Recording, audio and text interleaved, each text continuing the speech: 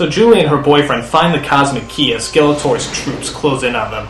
Look at these guys, they look like the Thundercats on the way to the Rocky Horror Picture Show. Yeah, that's what I thought too. Julie and her boyfriend are separated as Julie comes under attack by Skeletor's Muppet demons. He-Man senses Babes and decides he wants to go after her. Once again, we get an erotic dance number, which I suppose is supposed to be an action sequence. I'm sorry, but why does He-Man carry a sword if everyone else carries a laser? I mean, what is the purpose? I don't know. After He-Man rescues Julie, he decides to tell her exactly what he's looking for. Have you seen it? It's this large. It has lights on it. But again, no gay overtones. Meanwhile, Julie's boyfriend meets up with a cop played by the principal from Back to the Future. His job is to bitch and moan as often as possible. You can't order me around. What is this, a circus act? I got vandalism, I got arson. What the hell is going on out there? We got stuff blowing up in my face. Choice, really choice. This guy is so annoying he makes Chris Tucker look like James Earl Jones. Most of the time he's not even solving any crimes. He's just making fun of Julie's boyfriend and messing around with that cosmic key. Is it really wise to mess around with a dimensional manipulator? I mean, you never know what kind of damage you could be causing.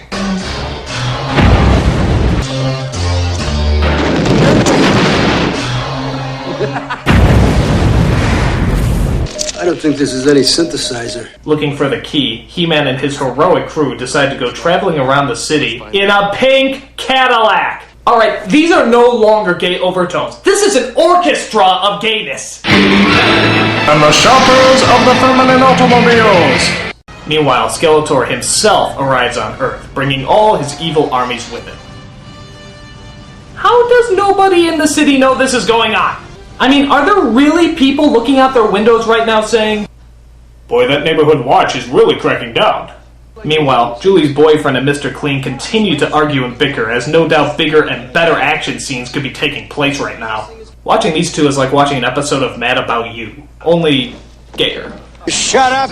Actually, I think I realized why the title of this movie wasn't called He-Man. Because He-Man's never in it! Most of the time, it's just focusing on his team, Courtney Cox, or the Odd Couple here. I don't believe it! Everyone eventually meets up at a record store where I swear to God the weirdest combination of lines and images come together. I mean, just try watching this whole scene with a straight face. Freeze, all of you. Let's start with you, Blondie. He-Man! What the hell is that? You triple drive! That's him! Willow, how long to calculate the coordinates and take us home? If you'd rather stay here and face Evelyn's commandos, that's fine with me. Look, believe me, sir, you wouldn't. Alright, someone has gone batshit crazy. It's either me or the movie makers. Either way, I am very concerned. Feel like I'm in the Twilight Zone or something. Suddenly, Skeletor's army appears and they have to have an epic battle in a record store. A record store! I can't even believe I'm saying this. How sensitive you are. Meanwhile, one of Skeletor's henchmen poses as Julie's mother, who just so happened to come back from the dead and needs that cosmic key inside. Yeah, this doesn't sound like a setup at all. Thank you, my darling. I totally didn't see that coming! I think not. I'm sorry, but wasn't this trick used once in Spaceballs? That's pretty bad when a film is so desperate for ideas that it starts ripping off Mel Brooks sci-fi comedies. Fool you! So Skeletor gets the key and demands He-Man to be his slave, or else he'll kill his teammates. He-Man agrees as his friends are left behind with the other half of the key. Julie's boyfriend wonders why they can't just use their key to find Skeletor, but Harry Knowles tells them that he can't remember the exact notes that could transport them back. Yeah, apparently the key operates on notes instead of numbers or letters. So of course, being the 80s, it's synthesized music to the rescue, as they rock their way to the exact coordinates. Pretty lame. And the mystic time travelers of the Oingo Boingo! Back in Eternia, Skeletor somehow got He-Man into even less clothes and tortures him with some kind of holographic Twizzler whip or something. Look at this, he's actually leaning his butt into the whip, like he's actually enjoying it. No gay overtones. And I guess He-Man's sword is the only thing that can give Skeletor supreme power of the universe, or I don't know, some shit like that. So he plugs it into his Nintendo chair and absorbs all the powers of the cosmos, while making the longest goddamn speech in the friggin' world. The power fills me. Yes, I feel the universe within me. I am a part of the cosmos. Its energy flows through me. Of what consequence are you now? This planet, these people, they are nothing to me. The universe is power! Pure, unstoppable power! And I am that force! I am that power! Kneel before your master! Fool! You are no longer my equal! I am more than man! More than life!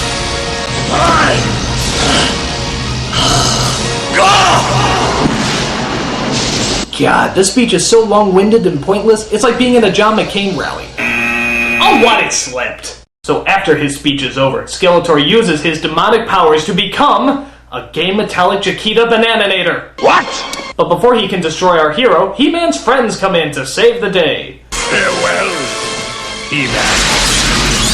Wow, the ruler of the universe has really lousy aim.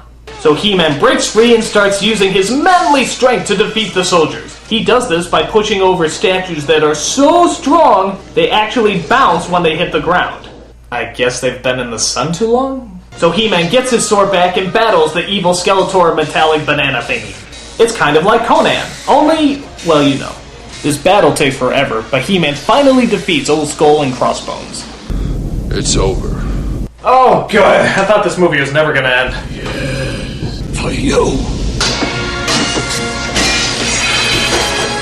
Okay, so He-Man defeats Skeletor again, and then throws him into a gigantic, endless pit. Is it me, or is this the slowest fall in the history of slowest falls? I think the movie could actually start ramping up, and he'd still be falling. He-Man? Tila? Man at Arms? Don't say goodbye. There's an old Eternian saying.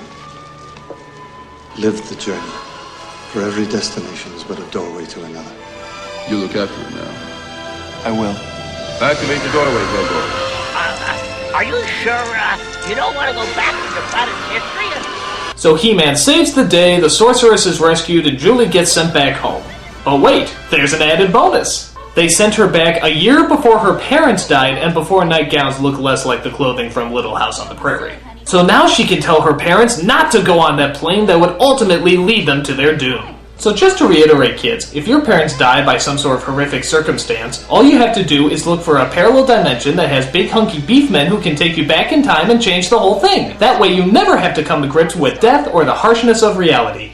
What a load! Is that what you want to teach your kids? That if family or loved ones die, there's always a chance you can bring them back from the dead? That's like saying He-Man is straight.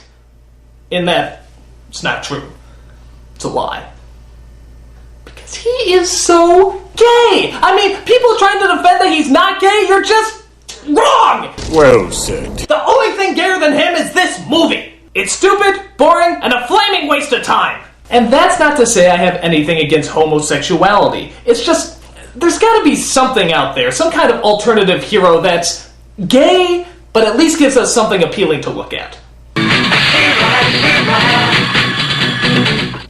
You know what? I'll take that over this shit any day. I'm the Nostalgia Critic. I remember it so you don't have to.